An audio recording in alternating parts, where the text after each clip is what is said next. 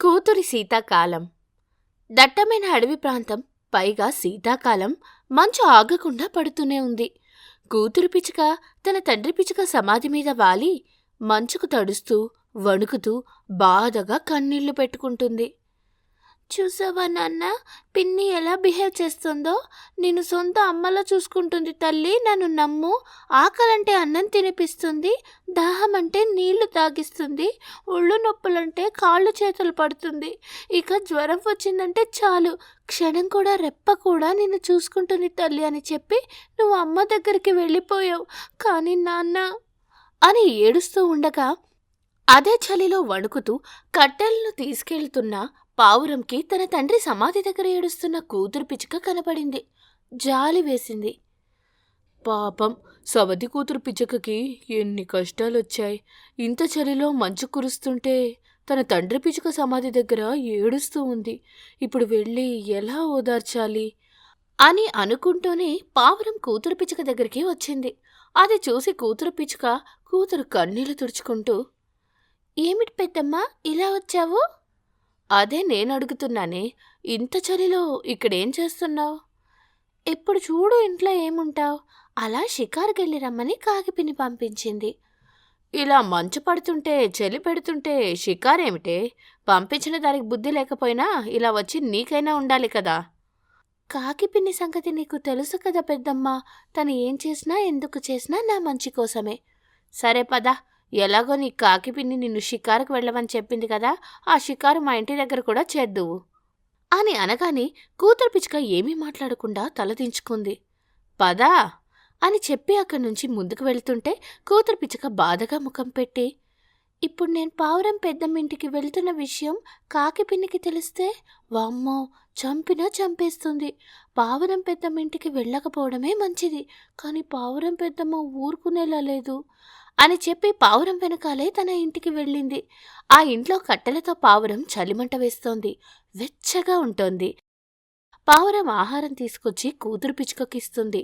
ఆహారం చూడగానే కూతురు పిచ్చుక ఆకలిని తట్టుకోలేకపోయింది. గబగబా తినడం మొదలుపెట్టింది. అది చూసిన పావురానికి జాలేసింది. ఇందుకోసమే నిన్నింటికి రమ్మని పిలిచానే, కడుపు నిండా తిను అని చెప్పగానే కూతురు పిచ్చుకకి కాకిపిన్ని చేసింది గుర్తొచ్చింది. అది కాకిపిన్ని ఇల్లు. పనంతా చేసి కూతురు పిచ్చుక అన్నం తింటుండగా వచ్చిన కాకిపిన్ని పిచ్చుక తింటున్న ప్లేట్ లాక్కొని, అంత అన్నం తినకూడదే, కొంచెం తినాలి, అప్పుడే నువ్వు హుషారుగుంటావు. ఎక్కువ అన్నం తింటే బద్ధకం వస్తుంది, ఏ పని సరిగ్గా చేయలేకపోతావు. బాగా ఆకలితోంది పిన్ని, ఇంకొంచెం తింటాను. కరువు ప్రాంతం నుండి పారిపోయి వచ్చినట్టుగా మాట్లాడుతున్నావు. రోజుకు 3 పూటలు తింటున్నావు కదా. అయినా నీకోసం ఇక్కడ చనిపోయిన నీ అమ్మ కానీ నీ నాన్న కానీ సంపాదించి పెట్టడం లేదు అని అనగానే కూతురు పిచ్చుక ఏం మాట్లాడకుండా ఆకలితో సగం కాలుతున్న కడుపుని నీళ్లతో నింపుకుంటుంది. చూడు, ఇక మీదట నేను చెప్పినట్టు చేయాలి. నేను పెట్టినప్పుడే తినాలి. నేను తాగమన్నప్పుడే నీళ్లు తాగాలి. అలాగే పిన్ని. నువ్వెప్పుడు పిచ్చిగా ఉండాలి. ముఖం కడుక్కోవద్దు, పళ్ళు తోమద్దు. ఎందుకలా ఉండాలి పిన్ని? ఎందుకేమిటే? నువ్వు నా బిడ్డ ఒక్కటేనా? నువ్వు పని పిల్లవని వచ్చిన వాళ్ళకి తెలియడానికి అని చెప్పగానే కూతురు పిచ్చుక మరో మాట మాట్లాడకుండా కాకిపిన్ని దగ్గర తలదించుకుంది. ఇప్పుడు కడుపు నిండా తిన్నావు, కావలసిన నీళ్లు తాగావు. వెళ్ళి కాసేపు పడుకుంటాను పిన్ని, పనులు చేసి చేసి చేతులు లాగుతున్నాయి అని పిచ్చుక కూతురు చెప్పగానే కాకిపిన్నికి ఎక్కడలేని కోపం వస్తుంది. పిచ్చుక కూతురు నెత్తిన ఒక్క మొటిక్కాయ గట్టిగా వేస్తుంది. ఆ నొప్పిని తట్టుకోలేకపోతుంది కూతురు పిచ్చుక. ఏడుస్తుంది. ఘోరంగా మంచు పడుతోంది. చలి విపరీతంగా ఉంది. చలిమంట వేసుకోవడానికి ఇంట్లో కట్టెల్లేవు. వెళ్ళి కట్టెలు తీసుకురా. ఇప్పుడు కాదు పిన్ని, బయట మంచు కురుస్తోంది. అందుకే కదా నేను వెళ్ళి కట్టెలు తీసుకురమ్మని చెప్పేది. వెళ్ళు. ఆ మంచుకు నేను తట్టుకోలేను పిన్ని, చనిపోతాను. చేస్తే చావ్వే. నువ్వు బతికి ఉండటం వల్ల ఎవరికి ఎలాంటి ప్రయోజనం లేదు. అయినా నా మాటకే ఎదురు చెబుతున్నావా? నిన్ను ఇలా కాదే అంటూ ఇంట్లో మండుతున్న చలిమంట దగ్గర నుంచి కాలుతున్న కట్టెను తీసుకొచ్చి కోపంగా చూస్తుంది. పిచ్చుక కూతురు మండుతున్న కట్టెను చూసి భయపడుతూ ఉంటుంది. చెప్పవే, వెళ్ళి కట్టెలు తీసుకొస్తావా లేదంటే నా చేతులు చస్తావా?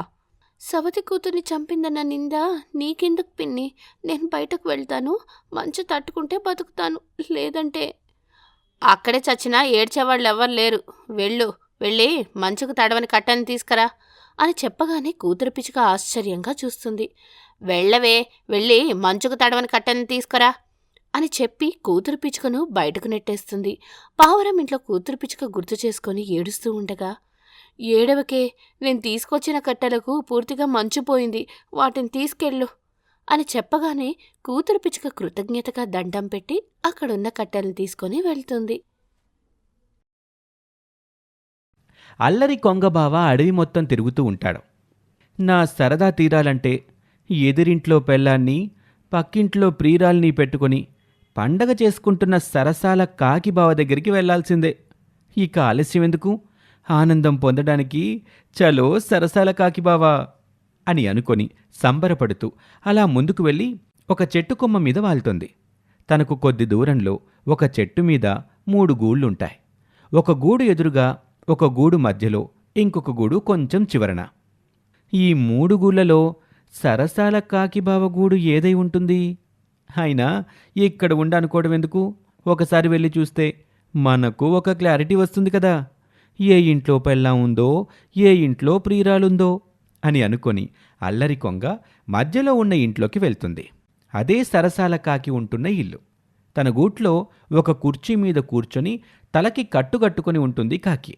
తన పక్కన ఉన్న స్టూల్ మీద Zandu balm, tiger balm, Amrutanjan, Himani Mentho plus, అలాగే జిందా తిల్స్మాత్ లాంటి డబ్బాలన్నీ ఉంటాయి. కొంగ అయోమయంగా చూస్తూ, అయ్యో కాకిబావా, ఎదురింట్లో పెళ్ళాన్ని, పక్కింట్లో ప్రియురాల్ని పెట్టుకుని జల్సా చేస్తూ ఉంటావని నేనొస్తే నువ్వేంటి ఇలా తలకు కట్టుకట్టుకుని తలనొప్పి తగ్గించే వాటినన్నిటినీ ముందు పెట్టుకున్నావు? మరి ఎదురింటి పెళ్ళం, పక్కింటి ప్రియురాలిచ్చే షాకులు అంతలా ఉంటున్నాయి అల్లరి బావా. రెండూ నువ్వే కావాలనుకున్నావు కదా కాకిబావా.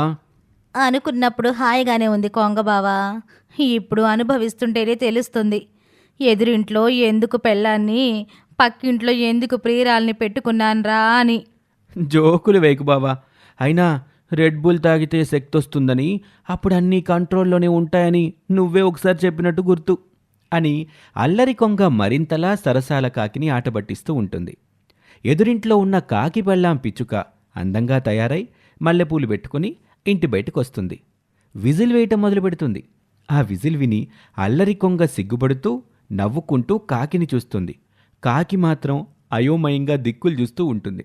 ఇంతలోనే పక్కింట్లో ఉంటున్న ప్రియురాలు పావురం చేతిలో గులాబీ పట్టుకుని గూటి బయటకొస్తుంది. అది కూడా విజిల్ వేస్తుంది. అల్లరి కొంగ ఆ విజిల్ విని సిగ్గుపడుతూ ఉంటుంది. సరసాల కాకిబావా, ఎదురింట్లో పెళ్ళాం, పక్కింట్లో ప్రియురాలు, ఇద్దరూ దేనికైనా రెడీ అంటున్నారు. ఇక సమరం మొదలుపెట్టు, సంతోషంగా ఎంజాయ్ చెయ్యి అని చెప్పి అక్కడి నుంచి ఖుషీగా వెళ్ళిపోతుంది. కాకి మాత్రం తలను పట్టుకొని ఒక చేతిలో జండుబాం, మరొక చేతిలో జిందా తిల్స్మాత్ పట్టుకుని ఇంటి బయటకు వస్తుంది. ఎదురింటి వైపు చూస్తోంది. పెళ్ళాం పిచ్చుక కాకినే చూస్తూ కొన్ని మల్లెపూలని కాకి మీదకు విసురుతుంది. కాకి నీరసంగా ముఖం పెట్టి జండుబాం చూపిస్తుంది. పిచ్చుక పెళ్ళాం కోపంగా ముఖం తిప్పుకొని లోపలికి వెళ్ళిపోతుంది. ఇక తప్పదు అన్నట్టుగా పక్కింట్లో ఉన్న ప్రియురాలు పావురాన్ని చూస్తుంది. పావురం సంతోషపడుతూ రమ్మని సైగలు చేస్తుంది. కాకి నేను రాలేనని జిందా తిల్స్మాత్ని ఎత్తి చూపిస్తుంది. అంతే, కోపం వచ్చిన పావురం తన చేతిలో ఉన్న గులాబీని గట్టిగా కాకి మీదకు విసిరేసి లోపలికి వెళ్ళిపోతుంది. కాకి హమ్మయ్యా అని ఊపిరి పీల్చుకుంటుంది. ఏమిటో నా జీవితం, పెళ్ళం వెళ్ళిపోయింది కదా అని ప్రియురాల్ని సెట్ చేసుకుంటే పతియే ప్రత్యక్ష దైవమని తెలుసుకున్నానని మళ్ళీ మనం కలిసిమెలిసి కాపురం చేసుకుందామని పిచ్చుక తిరిగొచ్చింది. ప్రియురాలు పావురంతో ఉన్నానని తెలుసుకొని నేను ఉంటున్న ఇంటికి ఎదురుగా ఇల్లు తీసుకుంది. ఇప్పుడు ఆ ఇంట్లో ఉంటూ నన్ను ఇలా కవ్విస్తుంది అని కాకి అనుకుంటూ ఉండగానే పెళ్ళాం పిచ్చుక కారం పొడి అని రాస్తున్న డబ్బా పట్టుకుని కాకి దగ్గరికి వచ్చింది. అది చూసి కాకి షాక్ అవుతుంది. ఇంతలో అడవిలో ఉండే చిలుక, గ్రద్ద కొని అల్లరి కొంగ గూటి పక్కనే ఉన్న చెట్టు మీదకు వస్తుంది. అన్నీ ఆ చెట్టు మీద వాలి సరసాల కాకి బావ ఎదురింట్లో పెళ్ళాం, పక్కింట్లో ప్రియురాలి సరసం చూస్తూ ఉంటాయి. ఇల్లాలా, ఈ కారం డబ్బా ఎందుకే అని అడుగుతూ ఉంటే ప్రియురాలు పావురం ఉప్పు డబ్బా పట్టుకుని కాకి దగ్గరికి వస్తుంది. పావురం చేతిలో ఉన్న ఉప్పు డబ్బాను చూసి కాకి మళ్లీ షాక్ అవుతుంది. అల్లరి కొంగ కిలకిలా నవ్వుతూ ఉంటుంది. ప్రియురాలా, ఈ ఉప్పు డబ్బా ఎందుకే ముందుగా నీ ఇల్లాలు కారం డబ్బా ఎందుకు తెచ్చిందో కనుక్కో. నా మొగుడు నా మాట వినకపోతే ఈ కారం పోసి కొడతానని చెప్పడానికి ఈ కారం డబ్బా తీసుకొచ్చానే. అయినా నీకెందుకు చెప్పాలి? నేను చెప్పను. అని కారం పొన్ని తీసుకుంటుంది కాకి. కాకి ఆ మాటలు విని అయోమయంగా తనలో తాను ఇలా అనుకుంటుంది. చేసేది మొత్తం చెప్పాల్సిన అవసరం లేదంటుంది. నువ్వెక్కడ దొరికావే? అని అనుకుంటూ ఉండగా పావురం ఇలా అంటుంది. నా ప్రియుడు నా మాట వినకపోతే ఈ ఉప్పు నోట్లో కుక్కి కొడదామని చెప్పడానికే నేను ఈ ఉప్పు డబ్బా తీసుకొచ్చానే. అని పావురం కూడా ఆ ఉప్పుని చేతిలోకి తీసుకుంటుంది. అప్పుడు అల్లరి కొంగ, ఇప్పుడు మా సరసాల కాకికి ఉంటుంది అసలైన కాపురం అని సంబరపడుతూ ఉంటుంది. సరసాల కాకి చలాకీగా ఆలోచన చేసి తప్పించుకొని తన స్థానంలోకి కొంగని లాగుతుంది. అంతే, పెళ్ళాం పిచుక విసిరిన కారం, ప్రియురాలు పావురం విసిరే ఉప్పు మధ్యలో చిక్కుకున్న కొంగ మీద పడతాయి.